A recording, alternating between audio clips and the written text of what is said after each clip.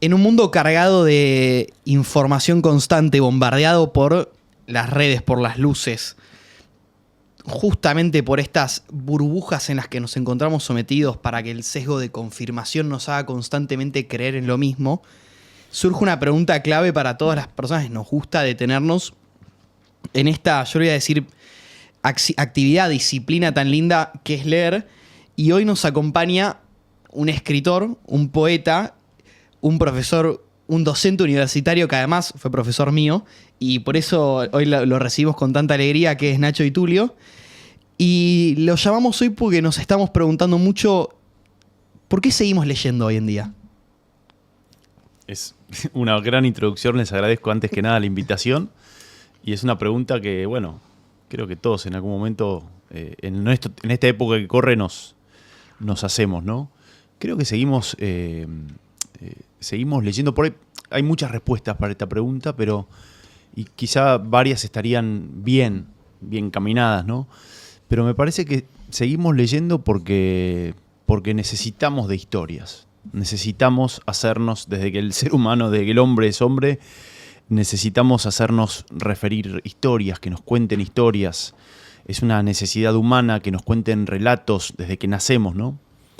Y bueno, la literatura, específicamente la ficción literaria, digamos, mira en esa dirección, ¿no?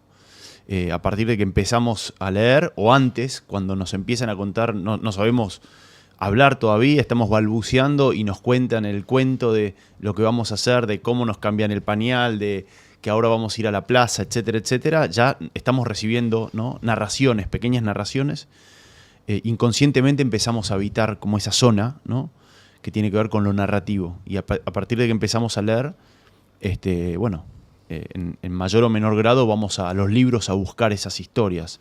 Entonces seguimos leyendo porque estamos vivos, porque esas historias justamente lo que nos aportan es mayor humanidad, mayor imaginación. La lectura ofrece eso, ¿no? Ofrece imaginación, ofrece un punto de comparación con lo leído, nos sitúa en un tiempo, en un espacio, más allá del conocimiento, del mero conocimiento. Leer no es una actividad utilitarista siempre. Porque desde chicos nos intentan imponer eso de lee porque te va a hacer más inteligente, lee porque tenés que saber. A mí me mata mucho la obligación de leer. Es medio fea en ese sentido. Sí, es controversial, es polémico eso, ¿no? Es controversial. Es decir, ligar a la lectura a la obligación. Okay. Es algo que yo, por lo pronto, como profesor, digamos, me genera cierto doblez, ¿no? Pero a mí me obligaste a leer, ¿eh? A mí me obligaste a leer. Es que es complicado. Hay un programa y hay que parar una materia y hay que evaluar a un alumno, ¿no? Borges, por ejemplo, estaba en contra en los exámenes, en los finales, de la evaluación. Él decía que dejaba hablar al alumno y lo escuchaba y lo calificaba, y siempre lo calificaba bien, supongo. Tenía que decir una atrocidad como para que estuviera mal. Sí, y también él decía algo, que lo he visto, que decía que no lean por obligación, justamente con relación con lo que decía Feli, no lean por obligación. Si ustedes, no sé, le dicen, che, tenés que leer El Quijote, tenés que leer Hamlet, si no es tu momento, no es tu momento. Esperá, déjalo macerar y en algún momento quizá el libro te llame, ¿no? Claro, la idea es que el autor del libro no escribió ese libro para vos. Bueno, ¿no? claro. Es como que yo entiendo que uno con los libros en la vida, en su formación como lector, se va encontrando con esos libros.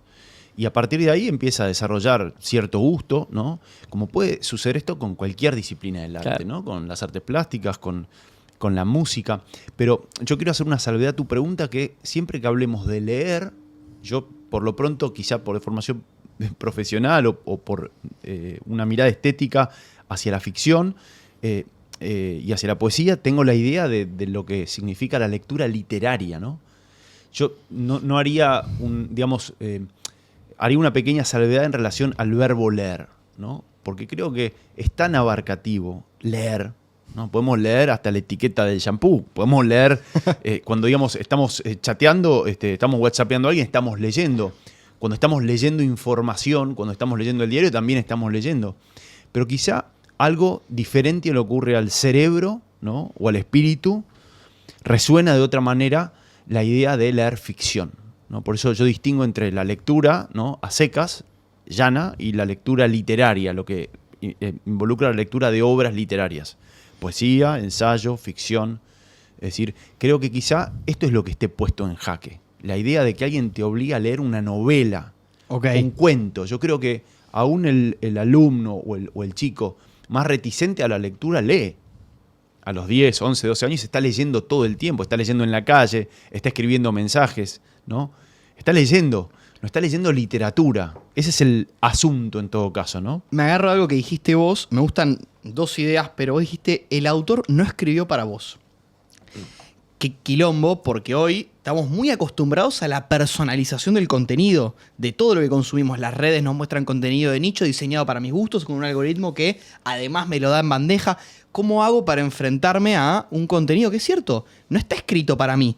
Me pasa mucho que me discuto con mi viejo, es un tipo mucho más práctico, me dice, ¿por qué es tan difícil? ¿Por qué escriben tan difícil? ¿Por qué se escribe tan complejo? Entonces, son dos preguntas. Uno, ¿por qué vale más escribir complejo? Y dos, ¿cómo hago hoy en día para que esta personalización del contenido no me afecte en esta idea de el escritor no escribió para mí, elegí vos si lo querés o no?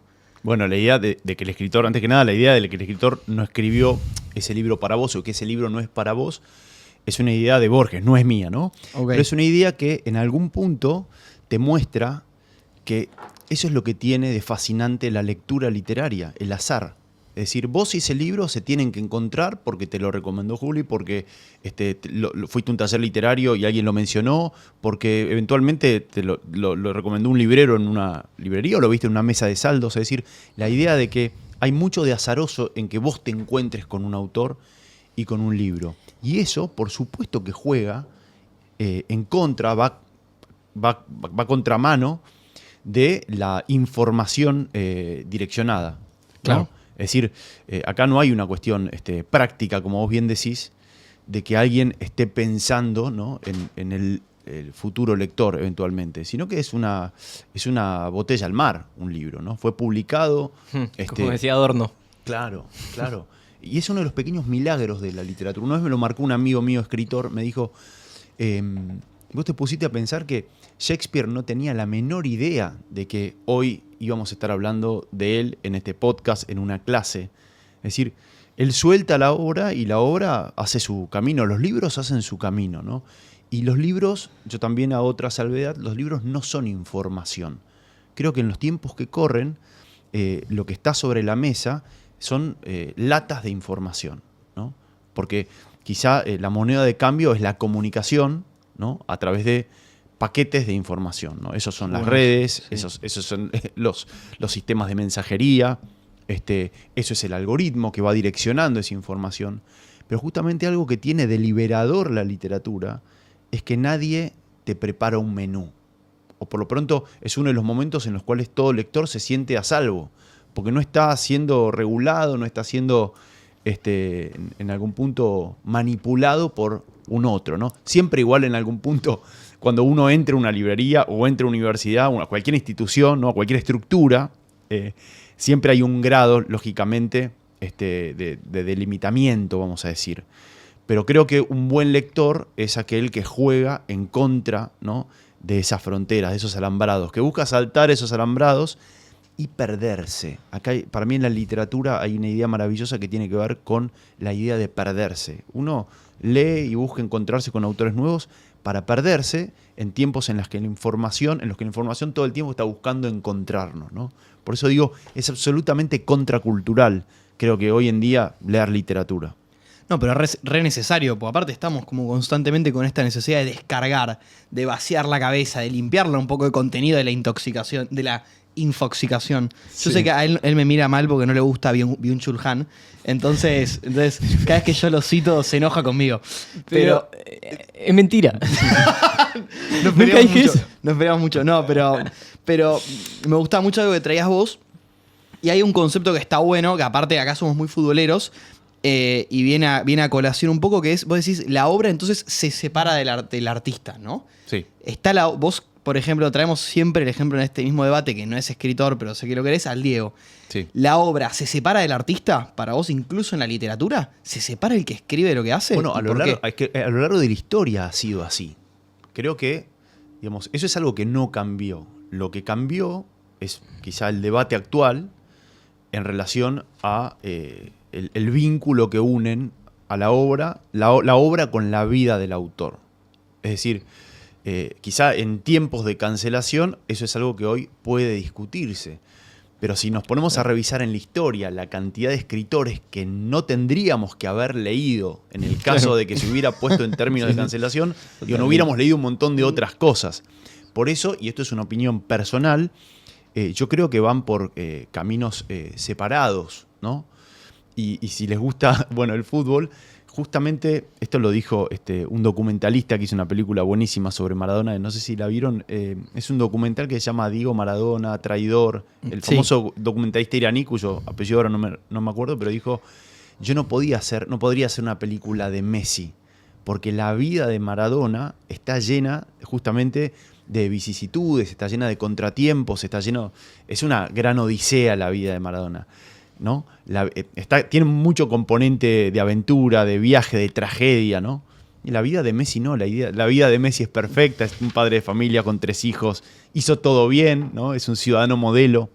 Entonces, creo que, fíjate que la historia creo que va a recordar eventualmente a Maradona de un modo distinto que a Messi. Sí, yo estoy de acuerdo. De un modo distinto, porque desde el punto de vista narrativo, la vida de Maradona fue más interesante. Quizá menos modélica desde el punto de vista moral. Pero ¿quiénes somos nosotros para discutir eso? Conocimos por otro lado a Maradona por los goles que hizo, ¿no? Festejamos sus goles ante todo. Obvio, tal cual. Sí, Nacho, yo te quería por ahí llevar a una pregunta, yo creo que es más personal, porque tampoco creo que haya una respuesta académica a esto. Pero la pregunta es... a mí me gusta mucho una frase de Paul Klee, del pintor Paul Klee, que dice que el arte no reproduce lo visible, sino que hace visible, ¿no? Entonces, la pregunta es si la literatura refleja el mundo o inventa otros mundos, o nos muestra otras partes del mundo que no podríamos ver sin la literatura. Yo creo que una cosa no... y eso también creo que hoy en día muchas veces tendemos a reflexionar en torno a algunas ideas, a grandes ideas, de un modo muy dual. Es decir, para mí no son eliminatorias. Yo creo que la literatura, desde sus orígenes, y desde Aristóteles y Platón, desde la idea de mímesis, desde la etimología de la palabra ficción, ¿no? Que significa fingir un acontecimiento, ¿no? Realizan ambas operaciones. Es decir, representa mundos, ¿sí? Y va a buscar información, va a buscar quizá materia para la creación en el mundo de lo real, vamos a llamarlo. Y por otro lado, desde luego que inventa mundos. Las dos cosas, ¿no? Las dos cosas. Lo que creo que muchas veces el mundo, tal y como lo conocemos, se vuelve un lugar tedioso, ¿no? Se puede volver un lugar tedioso. Y creo que una de las funciones de la literatura es evadirnos de ese tedio. Es decir, en algún punto leemos para que la tragedia de estar vivos, que muchas veces se transforma en algo ríspido, intolerable, desabrido, se vuelva un poco más rico, ¿no? Es decir, y esto creo que es extensivo al arte, ¿no?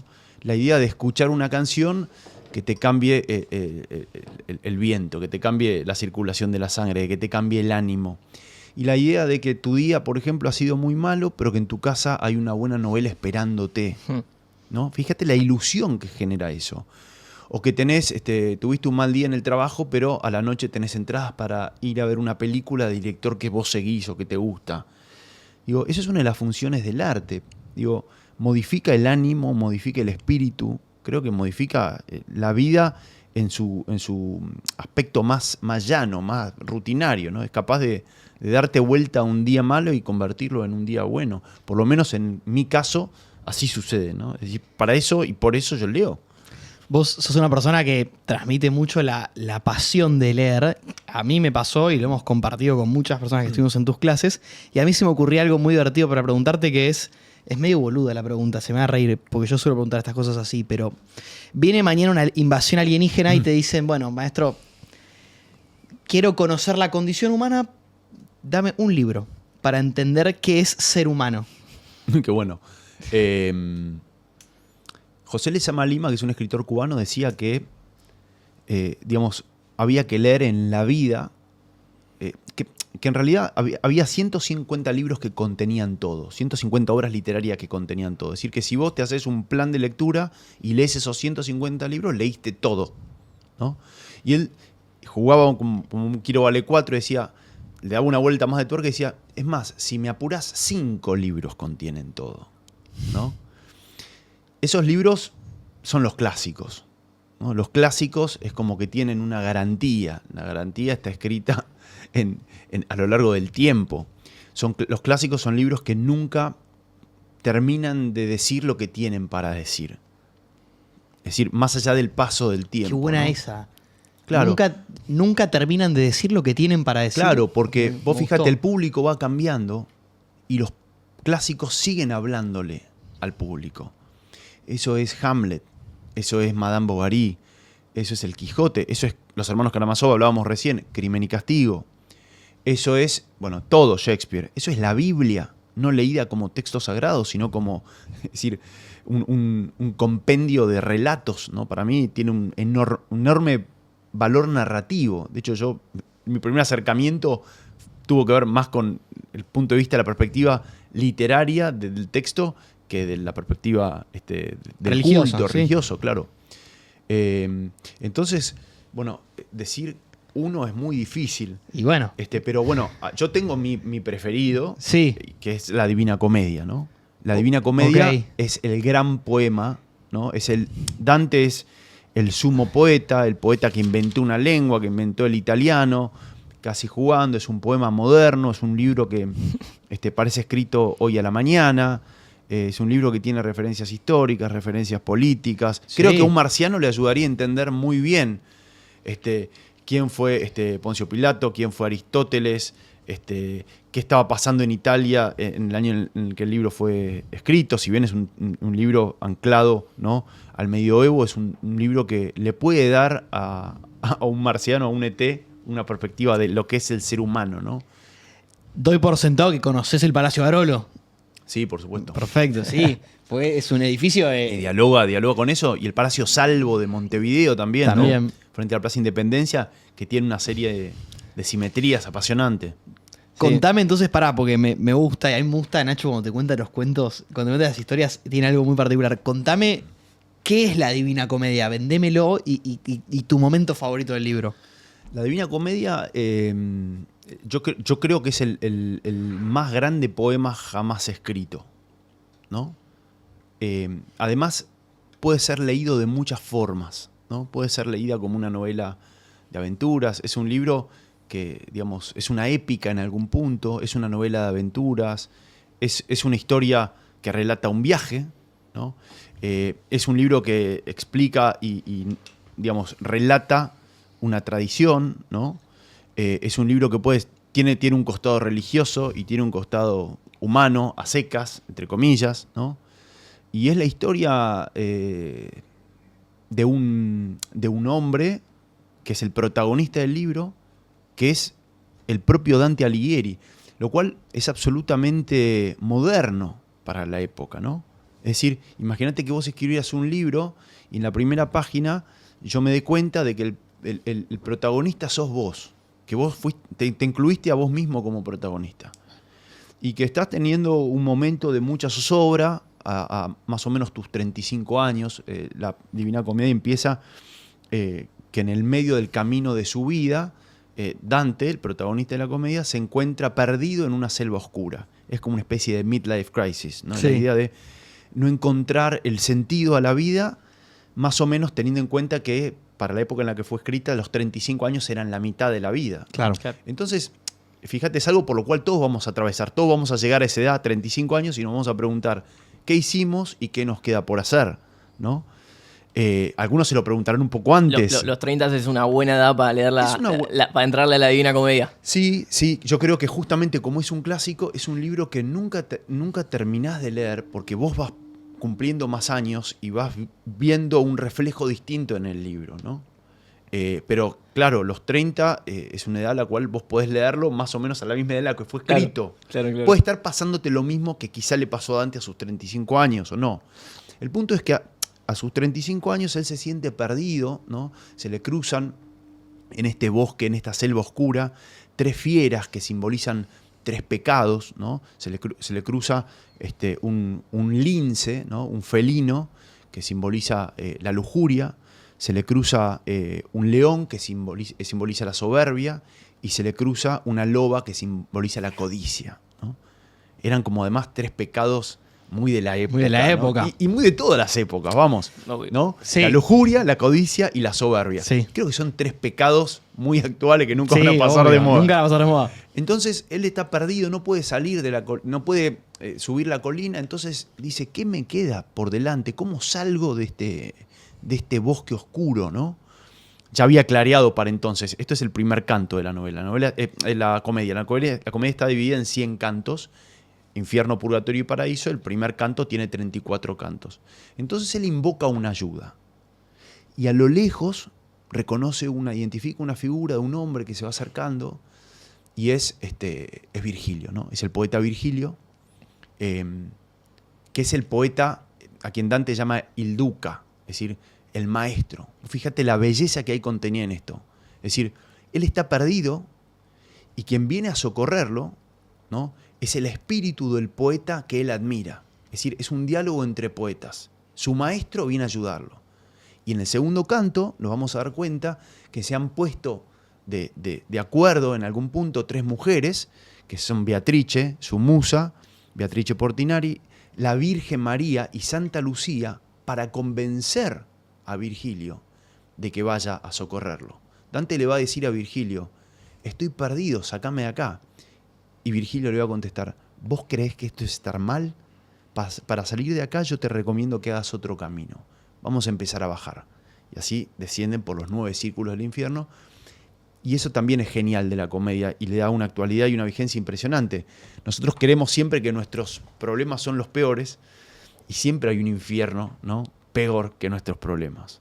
Entonces es un libro que en algún punto, yo siempre que estuve mal o que pasé por estos, estuve perdido en estos bosques oscuros, siempre recurrí como una especie de recordatorio de que siempre se puede estar peor y que los infiernos en realidad son siempre, los otros infiernos, los verdaderos infiernos, son otros. No es los infiernos que muchas veces uno reconoce como los peores, que es, digamos, en cierto modo representan la idea de ahogarse en un vaso de agua, ¿no? Y qué contracultural además el concepto de para salir de tu dolor atravesalo. Claro. Enfrentar el infierno. Que hoy en día es bueno, nada, lo esquivo, veo cómo lo disimulo. Es como apagar un incendio con otro incendio, ¿no? Sí. Es como la idea de ir bajando y en cada círculo encontrarte con un coro de pecadores, ¿no? Ahí entra justamente Boccaccio es quien le pone le incorpora la palabra, la obra se llama comedia, ¿no? Y Boccaccio le agrega la palabra divina comedia por supuesto las connotaciones religiosas y sagradas que tiene el texto, ¿no? Pero entonces van bajando y van viendo a los distintos pecadores y él va describiéndolos. Y estos pecadores, uno creería que la comedia es un texto solemne, es un texto que tiene más de 700 años, entonces que queda muy lejano, y es todo lo contrario, es un texto que puede leerlo cualquier persona desde un sentido literal, ¿no? Y que adelanta, es un texto que adelanta, que hace quedar muy chiquito al Señor de los Anillos, que hace quedar muy chiquito, ¿no? Claro, digo, la idea digamos, fíjate, el Adlátere, la idea de un Sam y un Frodo, viene de un Virgilio y de un Dante. Es decir, la idea inclusive de un Sancho Panza y de un Quijote viene también de ahí. Entonces es el gran ladero, es su gran duca, su gran maestro. Es un viaje de amigos. Ellos van forjando una amistad. Es el viaje, es la amistad entre el maestro y el alumno y el aprendiz. Y es, bueno, un gran viaje. Y es un viaje nada menos que por la tradición del infierno, el purgatorio y el paraíso, ¿no? Muy bueno. ¿Juli? Sí, Nacho, lo trajiste hace un ratito a la mesa a Lezama Lima, que para mí es un poeta... Nada, yo creo que uno de los poemarios más lindos y que leí es Fragmentos a Suimán. Y de hecho he escrito algo sobre él, sobre esa obra y cómo esa obra de alguna manera, o yo creo que él busca como dar su mirada sobre las propias personas, ¿no? Sobre cómo somos este imán que va por la vida y construyendo su propia identidad con los residuos de las otras identidades y con los libros que leemos, con las personas que conocemos, con las películas que vemos, etc. Así que por eso, a partir de eso, te llevo al terreno más de la poesía. Y te quería preguntar, Ada Limón, esto me lo hizo leer un gran amigo, Manu Martínez Novillo, un poeta tucumano, que él me mostró a Ada Limón cuando ella dice que la poesía es una forma de mostrar el mundo desde tu subjetividad. Esa es la función de la poesía, de la poesía como literatura, ¿no? Sí. Como literatura en el sentido de mostrarme cómo es el mundo, ¿no? Sí. Y a partir de eso, entonces, te pregunto, ¿qué es para vos, Nacho, la poesía? Para mí es la madre de todos los géneros.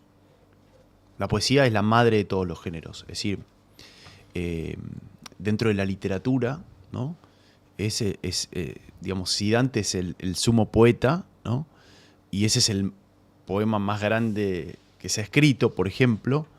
Si yo tuviera que definir la poesía, que es siempre una tarea difícil, ¿no? Definir a la poesía, pero... Sí, es como una contradicción en sí mismo, ¿no? Digo, claro. La poesía es justamente la búsqueda de eso indefinible, de eso indecible, inefable, y claro, yo te estoy pidiendo que me definas la poesía, ¿no? Sí, hay un poeta que dijo alguna vez, la poesía no se define, la poesía se la reconoce. No se puede definir a la poesía, o es muy difícil, pero se la puede reconocer. Si la defino, la limito. Sí, defino la limita, Claro. el Chino Darín. El Chino Un Darín. shout para el Chino Darín. Claro, tal cual. Perdón, nos gustó, sí.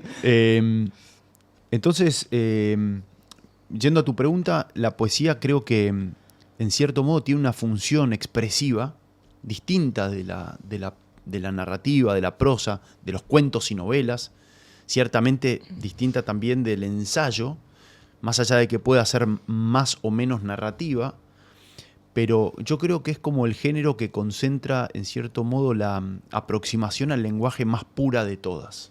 Más pura de todas.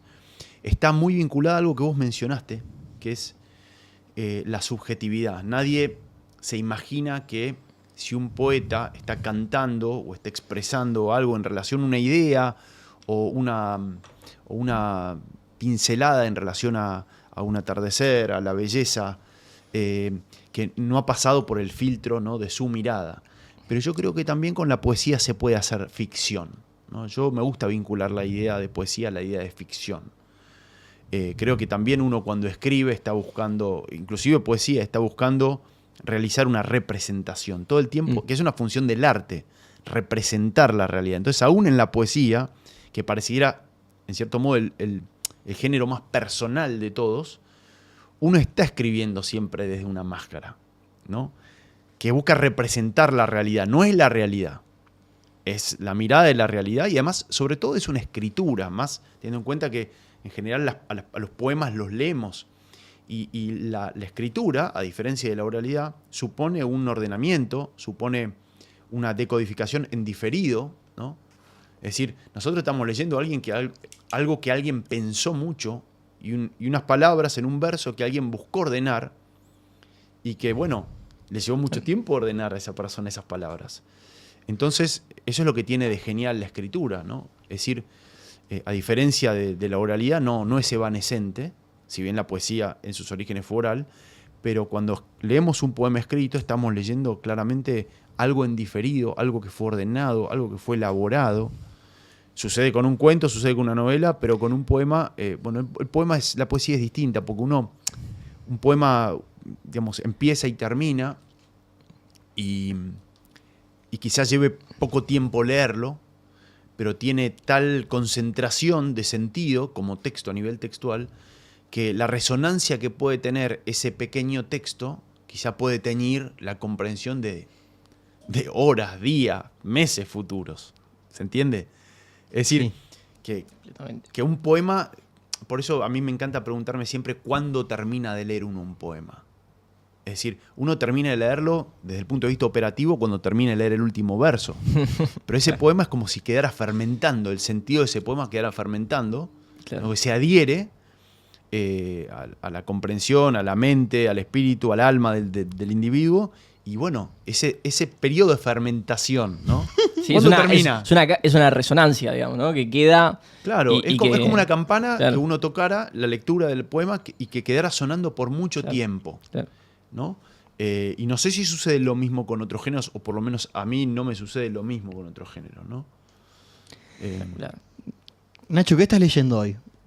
Estoy leyendo a un autor ítalo-mexicano, que es amigo Rarísimo, mío. ítalo-mexicano. Sí, en realidad es un escritor que nació en Egipto, en Alejandría, Ok, y que hijo de padres italianos, perfecto. que a los 15 años se fue a vivir al DF y a México y quedó viviendo, digamos, allí en México, profesor de la UNAM.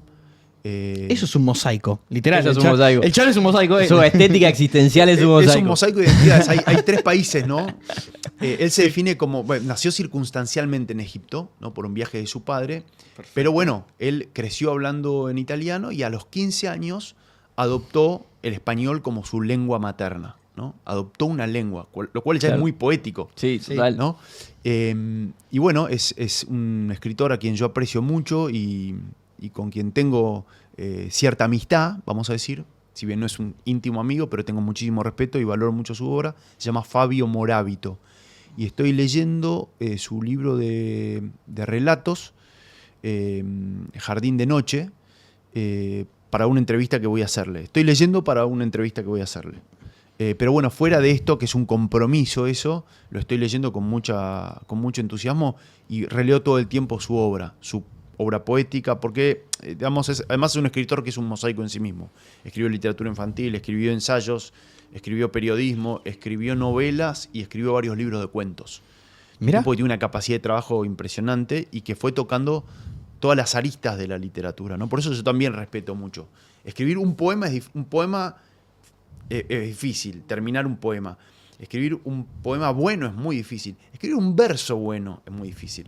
Entonces yo digo, bueno, y un tipo que ha escrito tantos poemas que a mí me han hablado, que me han resonado, y tantos cuentos y tantas novelas, merece mi respeto. Pero fuera de eso, yo leo muchos libros. Soy un lector bastante anárquico. Sí. Leo, no sé, anteanoche, por ejemplo... Es un delirante, lo ves caminar con 5 libros en la mano y decís, No, ¿cuáles de todos estás leyendo? A mí me parece espectacular, yo soy Sí, igual. a vos te pasa lo mismo. Sí, sí, sí. Yo Yo en mi no mesita de luz tengo 5 libros y depende de la noche, cómo llego esa noche a mi casa, el que leo, Sí, digamos. yo tengo un y me problema. pasa esa cosa, vieron, no sé, de no irse a dormir sin algo dulce, por ejemplo, que uno quiere comer una barrita de chocolate. Bueno, a mí me pasó anteanoche, yo no podía dormir sin leer Emma Suns, sin releer Emma Suns, ¿no? Que es un Ok. cuento de Borges, que está en el Aleph. Y yo tenía un Sí. antojo, y pensé eso, ¿no? Tengo un antojo de leer este cuento de Borges como quien me parecía una embarazada, ¿viste? Que tiene que salir a buscar milanesas a las 3 de la mañana. Bueno, yo tenía que salir y no tenía el libro. Vos sabés que no tenía el libro. Qué buena analogía, sí, Estaba tal en mi oficina, estaba en mi PDF. despacho. Olvídate. No, y bueno, ahí recurrí al teléfono y lo leí en el teléfono y después al día siguiente me lo descargué y lo llevé al Kindle. ¿Qué opinión te merece, perdón, la tengo que tirar, la lectura virtual, la lectura en papel? ¿Cuál es la diferencia? A mí me pasó, bueno, yo encima universitario en la pandemia, no había libro en papel más que lo que estaba en mi biblioteca ya. Sí. Adquirí el desagradable gusto de acostumbrarme a leer en la computadora. Y a hoy o sea, a mí me toca leer mucho por trabajo, estás todo el día... ¿Qué es lo que me pasa por lo cual yo quiero un libro en papel y me molesta la computadora? Y hasta el punto la computadora me ha resuelto la posibilidad de leer mucho. O sea, he accedido a mucha literatura gracias a que tengo una computadora. Mira, anteayer me hace acordar algo que me dijo una profe anteayer, que estábamos hablando, yo le había contado que me había descargado no sé cuántos libros en el Kindle. Yo tengo Kindle, lo uso mucho y me parece un gran complemento al libro en papel, ¿no? Me parece que ha venido a sumar. Me gusta que todos los invitados, perdón Nacho por la interrupción, pero todos los invitados que hemos tenido en Mosaico tienen una mirada muy optimista y esperanzadora sobre la técnica y sobre Sí, los avances sí, sí. digitales, perdón. Después cada uno Listo, hecho el- tiene, Juli, sus preferencias. Uy, sí, sí, sí. Es decir, yo tengo 2 Kindles. No sé cuántos libros tengo. Compro todos los meses 2 o 3 libros. 2 o 3 libros desde que tengo uso de razón. Es decir, ahora, para mí todo lo que favorezca leer suma. Después cada uno, creo que uno tiene que ¿cuáles son los malos dispositivos de lectura? Y creo que más allá de lo subjetivo, creo que todos vamos eligiendo los dispositivos que a nosotros nos quedan más cómodos, ¿no? Yo tengo muchos libros, compro muchos libros y tengo 2 Kindles y me descargo libros. Yo no puedo, por ejemplo, casi que no puedo leer poesía en pantalla. Ok. Para mí la poesía sí o sí la tengo, es un impedimento. No puedo leer poesía en la computadora. Toda la poesía que leo la leo en papel, ¿no? Después, por ejemplo, en mis clases yo he vuelto a trabajar con fotocopias. Me parece valioso y va en contra de la sustentabilidad, ¿no? Pero me parece valioso que yo te pueda dar un cuento impreso y que vos el cuento lo leas mientras yo lo leo y lo podamos subrayar y vos puedas tomar apuntes en los márgenes. No es un libro, pero es papel. Ok. ¿No? No es un libro, pero es papel. Y yo no puedo leer tampoco mucho del teléfono. No leo desde la pantalla del teléfono. Me parece muy frío, me hace mal a la vista, me marea leer mucho del teléfono. No, y te entran notificaciones, estás leyendo Los Hermanos por Karamazov y supuesto. tu vieja diciéndote, hay que comprar milanesas. En el mejor momento te querés matar. Por eso creo que el teléfono, por lo menos en mi caso, es muy útil para comunicarse. Y los libros, digamos, en papel, en formato papel, y determinadas ediciones son muy útiles como para... además son objetos, Felipe. Creo que lo que te pasa a vos tiene que ver con que si yo te regalo un libro, te estoy regalando un objeto, una cosa. Esa cosa tiene un latido, tiene una portada, tiene una tapa dura o una tapa blanda, tiene una textura del papel. La pantalla es fría y, siguiendo a Byung-Chul Han, el archivo, el Tomá, PDF... ¿te gusta Byung-Chul Han? No, pero Byung-Chul Han habla de las no cosas, ¿viste? Sí. Y bueno, un archivo, un reenvío, es una no cosa. Está en la nube, lo descargás, Sí. pero no lo tenés, no lo podés palpar. ¿Qué concepto? No cosa. Me gusta. No requiere de luz. El libro en papel no requiere de luz. Y hace poco empecé diciéndote algo y me perdí, pero esta profe me decía, estaba queriendo recordar un autor de un libro que había leído y no lo podía recordar porque era un libro que había leído desde el Kindle. Y me dice, ¿viste que cuando vos lees libros del Kindle no tenés la tapa muchas veces, no tenés la portada, entonces no se te fija título y nombre del autor? Claro. Fíjate que el libro en papel hace que vos ese título no lo olvides jamás porque cada vez que lo agarrás lo lees. Es verdad eso. Completamente. Creo que Sí. retenemos de otra manera cuando leemos. Me parece, por lo menos a mí me Sí, pasa a sí, veces sí, estoy de cuando acuerdo. leemos en papel. Sí, tal cual. Juli. Sí, perfecto. No, creo que es un poco también conectándolo con lo que te había preguntado recién Feli. Y yo lo que creo es que, digamos, la literatura tiene mucho de acontecimental, ¿no? Como reflejo de un tiempo, en ese sentido. Sí. Y te hago una pregunta por ahí, para saber como especialista en literatura, cómo lo ves. ¿Podría acontecer hoy un Quijote, un Tito Andrónico? No ya si se publicaría, porque eso seguro Claro. que no. Pero ¿hay un marco erótico acontecimental que pueda dar a luz a una obra como el Quijote? O realmente, digamos, no hay un juicio moral sobre esto, ¿no? Sino que es decir, che, vivimos otros tiempos, está todo mucho más acelerado. Si podría surgir un clásico o si podría... Exacto. Esa es la Sí, pregunta. lo que pasa es que, viste que creo que es un vicio muchas veces. Nosotros, creo que hoy en día hay una gran obsesión por entenderlos, como pocas veces en la historia, ¿no? Por lo menos yo lo que identifico es que todo el mundo quiere comprender qué es lo que está sucediendo. Y muchas veces para comprender un acontecimiento necesitas que corra agua debajo del puente, ¿no? Entonces creo que hay algunas verdades que se nos van a ir revelando con el tiempo. Del mismo modo que por tal motivo tal libro es un clásico, ¿no? Como que está escrito, tiene esa garantía, la garantía del tiempo. Quizá estén aconteciendo o se estén escribiendo Claro. esos libros, ¿no? Y quizá, bueno, esos libros entren en el canon, vamos a decir, o en la historia de la literatura, porque va a ser el tiempo quien les va a dar una garantía de valor, ¿no? ¿Quién dice que es bueno y que es malo, ¿no? Claro. Bueno, creo que el concepto de canon, la idea de que un libro sea leído y se reconozca, digamos, tiene muchas causas que podríamos reconocerlas y identificarlas, ¿no?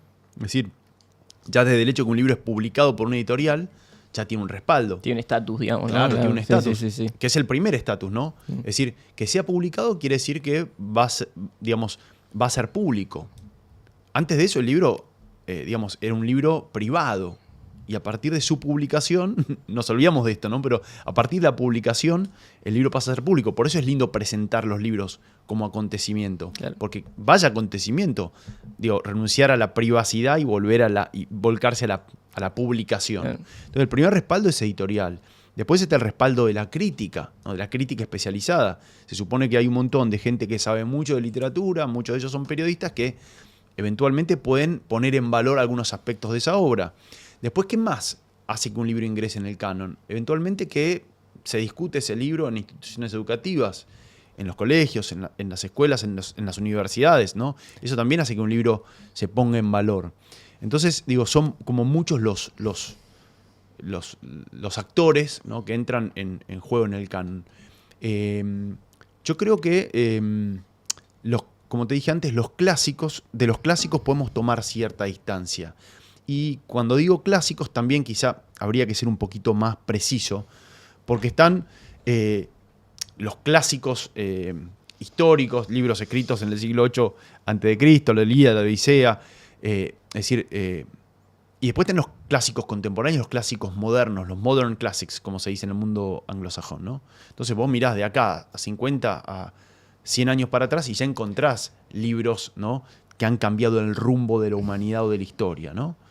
Me acuerdo por una crítica que le hace el Times a Oppenheimer, la película de Nolan. Los dos somos enfermamente fanáticos de Nolan. Además, está produciendo ahora una película sobre la Odisea, o sea que estamos como en nuestra salsa. Estamos Que como le decía, loquitos. Escuché. Le dijo instant classic a la película, clásico instantáneo, Sí, a Oppenheimer. es una etiqueta que utiliza mucho la crítica literaria y cinematográfica norteamericana, ¿no? Sí. O clásico moderno, ¿no? Ha nacido un clásico. Sí, me Como encanta. Siempre vieron que son muy rimbombantes Sí. esos comentarios de contratapa, ¿no? Que muchas veces la industria editorial norteamericana en la contratapa del libro lo que hace es reunir voces de críticos literarios. Pero fíjate, esos críticos literarios reconocidos, de medios reconocidos, están diciendo esto de esta obra. Entonces, puede haber leyes del mercado, naturalmente, pero bueno, Juan de los Palotes, que trabaja en tal organización periodística, le ha dado su aval al libro. Entonces eso hace que del libro empiece a circular, Sí, y si hacer la su crítica camino. está pagada y es una embole el libro, bueno, te va a costar mucho más promocionar A de mí vuelta. a mí me interesan mucho más, Felipe, las historias singulares, ¿no? La de los libros perdidos. Y ahí te Los libros por los cuales nadie ha hecho nada y han llegado a ser reconocidos, a ser consagrados, ¿no? Y hay una pregunta muy cortita, Nacho, pero creo que es un buen conector. Esa literatura, yo me acuerdo cuando le dan el Nobel de Literatura a Louis Gluck en el 2020, sí. que la justificación que hace el premio Nobel es por su pretensión de universalidad, ¿no? Sí. Entonces, un libro que, digamos, la literatura necesariamente tiene una pretensión universalizable. No, pero la Academia Sueca del Premio Nobel suele premiar libros que son universales. Y fíjate que además, ustedes hablaban recién, Instant Classic, Modern Claro, Classic. por eso lo ¿no? conectaba con... Sí. Cuando hablamos de clásicos, en general siempre hablamos de clásicos de la literatura. Hay colecciones literarias que se llaman clásicos de la literatura Sí. universal. ¿Qué quiere decir eso? Que son libros que provienen de distintos lugares, de hombres y mujeres que a lo largo de la historia, ¿no? Están diciendo cosas determinantes acerca del hombre cuando hablan de una ballena, Moby Dick, la isla del tesoro, ¿no? Por ejemplo, o Madame Bovary, ¿no? Esa pintura decimonónica de Flaubert. Es decir, los clásicos creo que justamente, y esta frase, no pinta tu aldea y serás universal. Creo que un escritor muchas veces hace un anclaje en tiempo y espacio y no está hablando de lo que ve, sino está hablando del ser humano. Y esos son libros muy, muy valiosos. No sé si hay una pretensión de eso. Creo que los grandes libros quizá tienen esa aura, ¿no? Sobre todos los clásicos, Me hiciste pensar cuando hablabas de esas historias por las que nadie hizo nada y llegaron a ser lo que son. No le quiero pifiar a la refe, pero hay un cuento sobre García Márquez, cuando él envía su primer novela, que la tiene que enviar fraccionada, Sí. y que leen la segunda parte primero. Sí. No la conozco, no la recuerdo, creo que me la contaste vos, de hecho, esa anécdota. Sí. Él tiene que él ha terminado de escribir 100 años de soledad. Antes de terminar de escribirla, es muy linda la historia porque él estaba casado con su mujer Mercedes y ya tenían chicos, ¿no? Ya tenían creo que 1 o 2 hijos y él escribía, fue escrita en México la novela, él ya vivía en México, en un cuartito en el fondo, ¿no? Es decir, la idea de que esa obra, que es una gran obra, es una novela, digo... Un clásico moderno. Es un clásico moderno. Sí, totalmente. Te puede gustar más o menos, pero es un clásico moderno. ¿Y qué pasa? Él estaba escribiendo en ese cuartito 100 años de soledad y para meterse a escribir en el cuartito, él le dice a su mujer, hacete cargo de la casa. Ese es otro de los grandes problemas muchas veces que tiene un escritor, que tiene que vivir, tiene que pagar cuentas, tiene que trabajar para sostenerse. Pero le dice a la mujer, manejame la casa, que yo me meto a escribir esto. Entonces ella cada tanto le tocaba la puerta y le decía, ¿cómo vas? Bien, bueno, metele que ya tuve que empeñar tal cosa, tuve que vender tal otra. Y cuando termina finalmente la novela, lo único que le quedaba por empeñar era una licuadora. Mirá pero la vos. plata que le pagaban por la licuadora, que era lo último que él había decidido empeñar porque quería que sus hijos tomaran jugos de fruta. Por eso tenía licuadora, para que estuvieran saludables tomando jugo de fruta y tuvieran vitaminas. Empeñan la licuadora, pero no le dan la plata suficiente para poder mandar a Sudamericana, a Buenos Aires, la novela. Entonces manda la mitad de la novela, ¿no? Es genial. Una novela traducida a todas las lenguas. O sea, es una novela en sí misma. Es La idea, ¿no? Es una gran historia. Es medio un Ulises. Es una épica. Claro, una épica. Fíjate que ese libro, ¿qué hubiera pasado si se hubiera perdido la mitad? Si Claro, no hubiera claro, llegado a la otra mitad. Claro, Él no total. tenía copia. Sí. Entonces, sucede que mandan la mitad, mandan la otra mitad. Bueno, y Sudamericana, que ya había publicado La hojarasca, su primera novela, confía en el autor. Ahí tenés otra historia, ¿no? La historia de una novela y una serie de novelas, los libros anteriores, que habían sido rechazados, ¿no? Los Beatles fueron rechazados por otras compañías discográficas, ¿no? Antes de firmar con la que editaron sus discos. Y lo mismo sucedió con García Márquez. Algún editor se perdió de García Alguien le Márquez. dijo que no. Alguien le dijo que no. Siempre alguien dice que no. Te querés ¿no? matar. Te querés matar. Es como River con Messi. Claro, porque claro, ahí claro, siempre hay exacto. una para poder poner. Se te escapó. Sí, se te escapó. Otra cosa, hay otra anécdota muy O buena. Boca con Ronaldo, ¿no? Boca con Ronaldo el fenómeno, Ronaldo que el estaba fenómeno, por sí. venir a Esa- Boca. esa no la tenía, Tenía ¿eh? 16 Sí. años, creo, era muy jovencito. Hubiera jugado en Boca Ronaldo, ¿no? Mirá. Esa es tremenda, es tremenda. ¿No tenías? No. Esa anécdota es muy buena. Perdón, y otra cosa que me quedó en el tintero, yo tengo mucho recuerdo de anécdotas que me has contado. Hay un debate, creo que es entre Hemingway y Faulkner, Sí. sobre la forma de escribir. Sí. Que quiero que cuentes esa anécdota. Yo creo que alguna vez te la conté a vos, pero te vas a sacar de culo y la gente que nos escucha también, pues es buenísimo. No, básicamente es la historia de, fuera de la anécdota en particular, que creo recordar cuál es, pero es la historia de una gran enemistad literaria, ¿no? Y son enemistades que siempre son muy, desde el punto de vista narrativo, en sí mismas son muy ricas, Claro. porque son historias de la intimidad de los escritores y de cómo se llevaban entre ellos, ¿no? Es como el beef de los músicos, ¿no? O como el vestuario de un equipo de o fútbol. como el vestuario de un equipo de No fútbol. son claro, todos claro. amigos. Vos lo Sí, ves sí, dejando sí, juntos sí. el gol, pero Claro. no se llevan todos bárbaros. Claro, No, claro. ni hablar. Uno lo da por sentado, ¿no? Creo que uno elige creer en cierto modo eso, ¿no? Pero bueno, Hemingway y Faulkner eran dos personajes, digamos, que pertenecían a una misma tradición literaria, la norteamericana. Los dos ganaron en distinto momento, por supuesto, el Nobel de Literatura. Es decir, ahí habían quedado igualados, ¿no? Pero bueno, de estilos absolutamente contrapuestos, ¿no? Es decir, Faulkner, un autor, los dos genios literarios, eso también es maravilloso. Son dos escritores extraordinarios y opuestos. Digo, en la literatura hay lugar muchas veces para todos. Viene uno nuevo que va a decir lo que vos dijiste, ¿no? De una manera contraria y va a ser igualmente genial. Yo creo que los dos son genios literarios y además son dos personalidades opuestas, ¿no? Faulkner, bueno, Hemingway hizo mucho por construir alrededor de él una figura como escritor, ¿no? Y ha regado muy bien esa figura, ¿no? Un loco. Claro, el escritor Claro. loco, borracho, cazador, boxeador, que amaba las corridas de toros.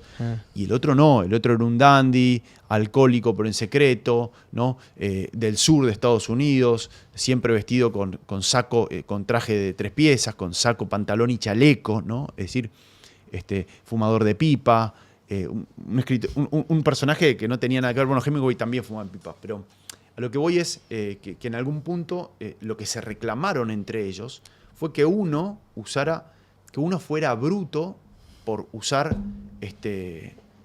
tan pocas palabras, eso le dijo Faulkner a Hemingway, tan pocas palabras para decir algo.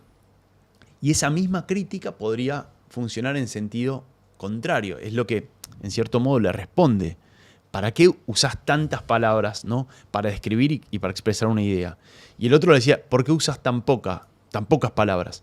Lo genial, que es el estilo cortante y seco de Hemingway, y el estilo florido, ¿no? Y muy tan ornamentado de Faulkner. Pero lo genial es que uno de ellos es genial por ser florido y por ser, digamos, por construir párrafos de una oración, ¿no? Por ejemplo, y el otro es genial por ser así de seco. Claro, ¿No? y tenés también los escritores en los cuales coexisten los dos estilos al mismo tiempo, ¿no? Bueno, que Estoy pensando en Camus, por ejemplo, ¿no? Bueno, Viste, de Camus tenés los relatos del verano que son todos puntos y seguidos, descriptivos de un momento, y después tenés o el extranjero que es igual, y después, viste, tenés, no sé, el hombre rebelde o lo que sea, que es, digamos, El mito de Sísifo. o el mito, sí, claro, que tenés un florecimiento de metáforas, de analogías y de... un escritor extraordinario, ¿no? ¿Conocen la anécdota de Camus cuando gana el Nobel? Famosa anécdota. No la conozco, yo no. El discurso de Estocolmo. Sí. Que la cuente Nacho, me encanta. Que le agradece a su maestro. A su maestro, ¿no? Es bellísima. al porque, maestro Germán. Sí, Increíble. sí, muy hermosa, porque él se acuerda de un maestro que hizo mucho para que él pudiera seguir estudiando, él siendo, habiendo tenido una infancia muy, muy pobre, ¿no? Pues se acuerda de su maestro, y después, bueno, hay una serie de respuestas que le da el maestro, ¿no? También. Eso también es muy interesante, ¿no? Tengo varias. Yo me acuerdo, me la contaste vos. El cierre del debate entre Hemingway y Faulkner es que le dice: ¿por qué usas tantas oraciones, tantas palabras para escribir lo mismo? Y uno le dice: bueno, yo uso tantas palabras porque puedo. Vos tenés que escribir seco porque Exacto, no podés. Exacto. Ese Pero debate yo es- creo que en el caso de Hemingway, digamos, esta respuesta de Faulkner es una acusación errónea. Digo, yo creo que hay una elección de estilo en Hemingway, ¿no? Ok. Es como si los dos hubieran destilado de manera distinta el alcohol y hubieran creado dos licores distintos, dos sabores extraordinarios, refinadísimos. Uno es absolutamente seco, ¿no? Y el otro es absolutamente aromático. Entonces, vos cuando lees a Faulkner, a Hemingway, lees algo cortante, seco, tajante, ¿no? En cierto modo, ríspido. Esta idea de la oración corta, ¿no? Y de lo opaco que tienen sus oraciones, hacia el ritmo de la escritura, que es lo que él mencionaba. Es decir, que un escritor escriba con oraciones cortas, en cierto modo está haciendo que vos leas el texto y que la sintaxis te esté dando un ritmo entrecortado, ¿no? Y el otro está abriendo el bandoneón para tocar una frase y lo abre todo. Y hasta no cerrarlo no termina la frase, que es lo que hace Faulkner. Faulkner escribe un párrafo de 6 oraciones y utiliza todos los signos de puntuación. Es decir, es como si tocara con todo el teclado del piano. Y el otro toca solamente 2 o 3 teclas, pero las toca magistralmente. Claro. Y el otro, ¿no? Sí, es clarísimo. Excelente. Te quiero preguntar, ¿qué es Kafka para vos? Kafka es un escritor... Perdón, otro que no hubiéramos conocido si su mejor amigo. Claro, sí, uno de sus grandes amigos. Uno de sus sin grandes dudas. amigos Sí. no hubiese sacado sus escritos de una vez que falleció. Sí. Digamos que otro milagro de la literatura. En Sí, ese sentido. sí, hay muchas bromas al respecto. ¿Viste? Max Brod, el gran amigo de Kafka, Max Brod. Kafka le dice, cuando está en su lecho de muerte, le ordena quemar la obra no publicada. Él había publicado pocos textos Y no le hace caso. y él no le hace caso. Pero hay muchos chistes al respecto de esto, porque Kafka los pudo haber quemado él. No era tan difícil prender no era tan difícil prender un fósforo. Pará, ¿no? yo la anécdota no la recordaba. ¿La metamorfosis está dentro de los que tendría que haber quemado o Yo es de entiendo lo... que todo. ¿no? La Metamorfosis fue publicada en vida, en 1915. Ok, perfecto. ¿Sí? Por ejemplo, lo que no fue publicado en vida es El Proceso, que para mí es la gran novela de Kafka. Ah, mirá vos. ¿No? Para vos no es ¿La Metamorfosis? La Metamorfosis es un relato, es su relato más conocido. Pero a ver. Ahí me destruye. De hecho, lo conocí por vos. Ahí me destruye el momento donde le tira la manzana que se incrusta en la.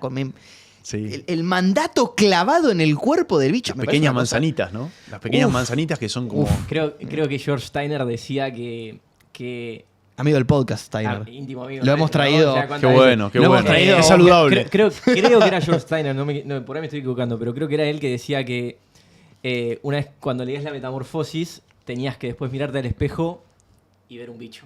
O sea, si no veías un bicho era porque no habías leído la Metamorfosis. La Metamorfosis tiene una cosa O genial. sea, te por tiene, ejemplo. en el sentido, yo creo que él apelaba ahí al sentido transformador de la literatura, ¿no? En el sentido de la entrega al libro, a Sí. la entrega a la obra. Sí, ¿no? y el sentido, digo, es un bicho en sí mismo, no es un bicho real.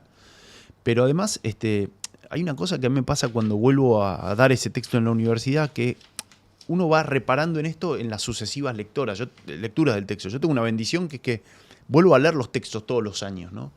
Entonces, yo hace 15 años que doy clase y hace 15 años que releo la Metamorfosis. Y voy descubriendo cosas nuevas porque es un clásico. Claro. Nunca termina de decir lo que tiene para decir. Por ejemplo, hace poco descubrí que, o por lo pronto reflexioné en relación a este punto, que es el comienzo del libro. Cuando él amanece convertido en bicho, de lo primero que se da cuenta es de que no puede ir a trabajar. O sea, ¿eso qué es? Eso es el poder, eso es la presión, eso es hacer algo que no te guste, eso es tener que cumplir horarios, eso es el sentimiento de alienación, ¿no? La deshumanización, la idea de yo cuando voy a trabajar no soy enteramente yo, ¿no? Yo soy enteramente yo cuando me quedo en mi casa, me quedaría en mi casa, pero si no voy a trabajar va a venir un gran otro, ¿no? Va a venir un poder superior, que es un tipo que va a mandar la empresa para buscarme y para que yo le dé explicaciones de por qué no fui a trabajar. Pero si yo le tengo que dar explicaciones a alguien de por qué no fui a trabajar, en algún punto no soy libre. Es decir, he perdido el timón de mi vida. ¿Por qué tengo que explicarle a un otro algo? ¿Y quién es ese otro? Bueno, eso es uno de los grandes temas de Kafka. Para mí Kafka es un escritor fundamental, que se va superando cuento a cuento. La Metamorfosis quizás sea es su relato, sin duda su relato más conocido. Es una novela corta, ¿no? Es un relato, son 70 páginas más o menos. Pero bueno, tiene cuentos extraordinarios, La condena, La madriguera, La colonia penitenciaria. Hay 7 u 8 cuentos de él que son geniales y El proceso también es una novela genial. Nos va quedando poco y te voy a preguntar por el último escritor de la noche, que es ¿quién sos vos como escritor? ¿Cuál es tu obra? Ah, lo cagué. No se la voy a venir nunca. No, pero digo, ¿quién sos vos como escritor? ¿Cómo explicarías tu obra y por qué escribís? Bueno, ¿quién soy yo como... Creo que quién es uno como escritor no lo puede decir porque uno no puede buscar en su propio libro el reflejo, ¿no? de quién es. Yo digo, a mí hasta me cuesta mucho llamarme, más allá de que he publicado libros, pero no me cuesta mucho llamarme a mí mismo escritor o poeta, ¿no? Yo estoy humildemente construyendo una obra y escribiendo cada vez que tengo la dicha de poder elaborar un texto, un poema, un ensayo. Pero bueno, necesito de eso, igual que necesito de la lectura. Podría no escribir tanto, porque hay temporadas en las cuales quizá no escribo tanto, pero no puedo nunca dejar de leer, ¿no? Y bueno, al lado de estos tipos que estoy hablando, yo publiqué 2 libros de poemas, estoy trabajando en un libro de ensayos, tengo un libro de traducciones y después tengo otros libros que son académicos, que son compendios de entrevistas y artículos de prensa de poetas. Pero bueno, es un trabajo que quizá tiene que ver con la poesía, pero más con el aspecto académico. Yo prefiero no hacerme tanto esta pregunta y seguir, en la medida de lo posible, seguir guardándome un tiempo para poder seguir escribiendo. Pero no es algo una idea con la cual uno convive, ¿no? Todo el tiempo. No me lo puedo preguntar. A veces tengo la suerte de que viene alguien que leyó un texto que yo escribí y me dice lo que le pareció. Y para mí eso es una gratificación enorme para un para un escritor, ¿no? La devolución del lector. Es todo, porque el tipo, o la mujer o el tipo te está ofreciendo un reflejo. Vi esto, me hiciste sentir así, asá, ¿no? Y bueno, y uno no sabe lo que puede hacer, lo que puede producir en otro el texto. Uno lo suelta y el texto Y muchas empieza. veces produce cosas totalmente distintas, ¿no? Claramente. O a veces, viste, te dicen, che, me llamó la atención esto. Y vos decís, para mí es la peor parte de todo lo que escribí, pero a vos te gustó eso. Y qué bueno que lo haya Y visto, buenísimo, porque ¿no? yo no, Buenísimo, porque pero- yo no soy incapaz de verlo. Sí, sí, Qué bueno sí. que lo haya Sí, visto. sí. Necesito un otro para. Por eso siempre es tan cálido el encuentro con lectores. Cuando uno puede juntarse con gente que lo ha leído a uno, son siempre encuentros muy agradables porque uno la obra la suelta y la obra empieza a hacer su caminito, ¿no? Mosaico, como podcast, tiene la vocación justamente de construir el mosaico de la realidad y de ayudarnos a entenderla, y siempre le pedimos a cada invitado que nos deje una frase para ir armando el mosaico del mundo en el que vivimos. Nos peleaste un poco en el medio de la entrevista porque dijiste, no hay que preguntarse tanto por esto, pero bueno, nada, te lo tengo que preguntar. Así que, ¿qué te gustaría dejar en el mosaico? Voy a dejar una frase de Kafka, Bien. que es una frase que descubrí hace poco leyendo sus diarios. Fíjate, un gran escritor también es un gran escritor en sus textos íntimos, confesionales. Los diarios y las cartas de Kafka son textos maravillosos. Kafka en su diario escribió una frase vinculada al poder que tiene un libro. Para mí es una de las mejores frases que se han pronunciado en torno al poder de la lectura. Kafka dijo, leer es quebrar con un hacha el mar congelado que hay dentro de nosotros. Leer un libro es como quebrar con un hacha el mar congelado que hay adentro de nosotros.